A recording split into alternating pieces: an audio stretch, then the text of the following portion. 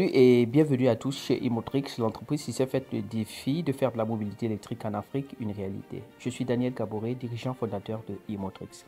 Aujourd'hui, nous allons parler d'autonomie. Très souvent, ce qui nous revient lorsque les gens nous appellent et puis sont intéressés par les véhicules électriques, ils nous posent toujours la question à savoir, est-ce qu'on ne peut pas avoir une autonomie plus grande? On annonce parfois des véhicules qui ont une autonomie de 320 km, des autonomies de 400 km, de 600 km, de 1200 km par exemple pour les hybrides rechargeables avec extincteur d'autonomie et tout ça. Et les gens nous demandent très souvent, on ne peut pas avoir une autonomie plus grande avec une toute électrique. Par exemple, si je vais à Yamoussoukro, si je vais à Bouaké, si je vais à Ferké par exemple, est-ce que la batterie ne va pas se décharger en route? En fait, ce qu'il faut savoir, c'est que les mêmes dispositions que nous prenons avec nos véhicules thermiques, ce sont les mêmes dispositions que nous devons prendre avec le véhicule électrique. Supposons quelqu'un qui fait une utilisation de son véhicule en ville et vous avez une autonomie de 400 km et vous êtes par exemple un chauffeur Niango. Bon, généralement, avec l'étude que nous avons eu à faire dans le cadre justement de notre service de mobilité fractionnée, d'utilisation fractionnée de la mobilité, pardon, il nous est revenu que la majorité des chauffeurs Yango, par exemple, font en moyenne 300 à 400 km au maximum par jour. Donc, à moins que vous ne fassiez du VTC, vous ne sauriez dépasser ce kilométrage-là dans le jour. Donc, ça, c'est le kilométrage le plus raisonnable. Donc, supposons par exemple quelqu'un qui fait Yango, qui fait 300 km par jour.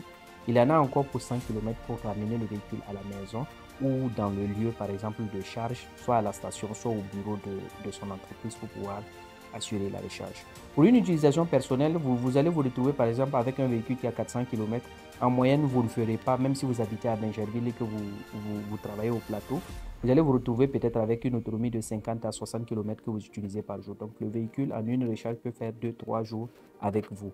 Alors, vous n'allez pas vous retrouver, le véhicule affiche toujours le niveau de charge de la batterie et le nombre de kilomètres que vous pouvez parcourir. Donc, de la même manière, vous allez prendre toujours les dispositions pour pouvoir le faire. Maintenant, pour ceux qui voyagent avec leur véhicule, le conseil que je vous donnerai peut-être, c'est d'opter d'abord, dans un premier temps, pour une hybride rechargeable, en attendant que nous assurons la couverture justement du pays.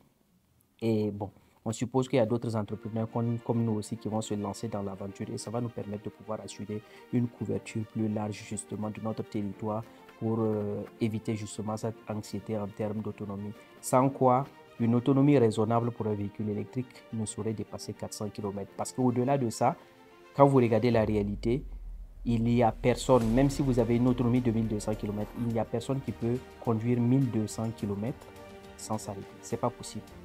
Ça me rappelle des choses que nous vivions dans le courant des années 2010, 2011, 2012, lorsque le terrorisme n'était pas encore aussi là au Burkina. Ça nous arrivait par exemple d'importer des véhicules pour le Burkina et nous conduisions de Tema jusqu'à Ouaga. Ça faisait à peu près 1000 et quelques kilomètres. 1067 km si je ne me trompe pas. Moi-même, je conduisais personnellement. J'ai eu à faire cette distance-là avec mon véhicule plusieurs fois. Et même avec les véhicules de quelques clients, de temps en temps, on le fait en convoi et tout ça. Et honnêtement, ce n'est pas possible pour un être humain normal de pouvoir conduire 1000 km sans s'arrêter. Ce n'est pas possible. Donc, même si vous prenez une grande autonomie et que vous avez des stations de charge, vous serez obligé de vous arrêter quelquefois pour des pauses et tout ça. Et pendant les pauses, vous pouvez recharger. Voilà. Donc, il y a des solutions de charge portables qui existent déjà. Et bon, bientôt, on aura une couverture totale. Donc, c'était Daniel Gaboré, dirigeant fondateur de Imotrix. Et n'oubliez pas la conférence formation du 9 mars prochain. Donc, juste pour rappel que nous sommes dans la dernière semaine de la clôture des inscriptions.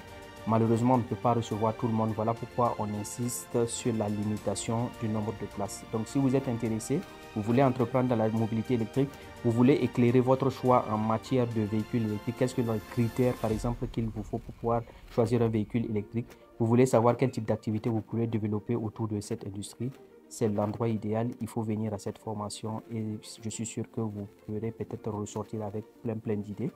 Beaucoup de choses que vous ignorez, par exemple, dans le cadre des véhicules électriques. Donc, n'oubliez pas qu'avec Imotrix, nous conduisons l'Afrique à l'électrique.